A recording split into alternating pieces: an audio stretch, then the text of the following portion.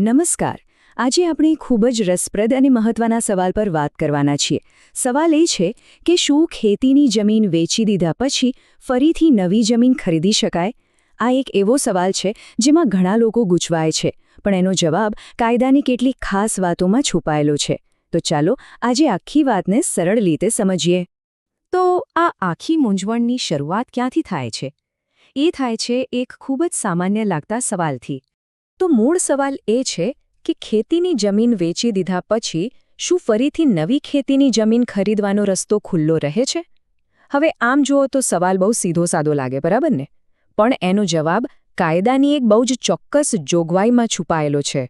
અને આ જવાબને બરાબર સમજવા માટે આપણે એક કાયદાકીય શબ્દને સમજવો પડશે, અને એ છે ખેડૂતનો દરજ્જો. ગુજરાતમાં ખેતીની જમીન ખરીદવા વેચવા માટે આ એક પાયાનો સિદ્ધાંત છે. તો આ ખેડૂત એટલે કોણ? કાયદાની ભાષામાં કહીએ તો ખેડૂત એ વ્યક્તિ છે જેના નામે કાયદેસર રીતે ખેતીની જમીન હોય. બસ આટલું જ. પણ ગુજરાતમાં આ જ સૌથી મોટો નિયમ છે. ફક્ત અને ફક્ત ખેડૂતનો દરજ્જો ધરાવનાર જ નવી ખેતીની જમીન ખરીદી શકે છે. આ વાત મગજમાં બરાબર બેસાડી દેવા જેવી છે. તો પછી શું થાય જ્યારે કોઈ પોતાની બધી જ એટલે કે એક પણ ટુકડો બાકી રાખ્યા વગર બધી જ જમીન વેચી દે? એમના ખેડૂત સ્ટેટસનું શું થાય? ચાલો હવે એ જોઈએ. જુઓ, અહીંયા આખી ગેમ બદલાઈ જાય છે. જમીન વેચ્યા પહેલાં વ્યક્તિ પાસે માલિકી હતી, એટલે એમની પાસે ખેડૂતનો દરજ્જો પણ હતો. પણ જેવી બધી જમીન વેચાઈ ગઈ, માલિકી થઈ ગઈ 0, અને એની સાથે જ એમનો ખેડૂત તરીકેનો દરજ્જો પણ ગયો.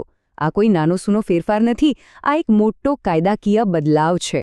એટલે આખી વાતનો સાર એ છે કે જો કોઈ પોતાની બધી જ ખેતીની જમીન વેચી દે તો એ ખેડૂત નથી રહેતા.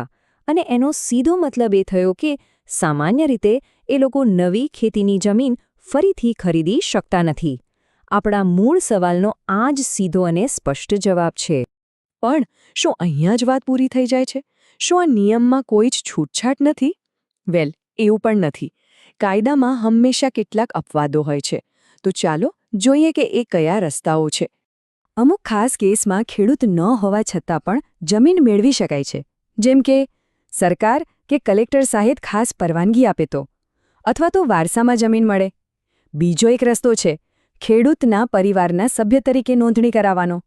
અને હા, બિનખેતીની જમીનને ખેતીલાયક બનાવવાની મંજૂરી મેળવીને પણ આ શક્ય બને છે. પણ એક વાત અહીં ખાસ ગાંઠ બાંધી લેવા જેવી છે. દરેક કેસ અલગ હોય છે. એક નિયમ બધાને લાગુ નથી પડતો. આ કોઈ ગણિતનો દાખલો નથી કે જવાબ એક જ આવે. પરિસ્થિતિ પ્રમાણે નિયમો અને એના અર્થઘટન બદલાઈ શકે છે. તો આ બધી કાયદાકીય આટીગૂટીઓ પછી સૌથી કામની સલાહ કઈ? જો કોઈ જમીન વેચવાનું વિચારી રહ્યું હોય તો શું કરવું જોઈએ? કયા પગલાં લેવા જોઈએ? કોઈ પણ મોટો નિર્ણય લો એ પહેલાં આ 3 કામ જરૂરથી કરવા. પહેલું, એ ચેક કરો કે આ વેચાણથી ખેડૂત તરીકેનો દરજ્જો જતો તો નથી રહેતો ને? બીજું, ભવિષ્યનું વિચારો. શું આગળ જતાં ફરી ખેતીની જમીન ખરીદવાનો કોઈ પ્લાન છે?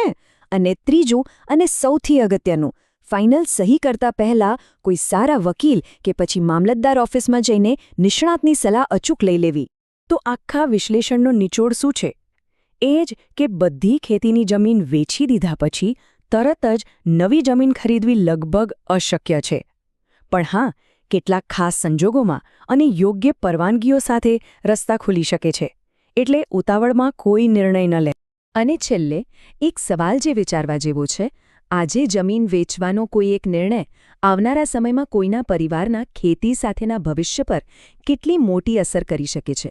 આ એવો સવાલ છે જેનો જવાબ દરેક વ્યક્તિએ પોતાની પરિસ્થિતિ પ્રમાણે શોધવો રહ્યો.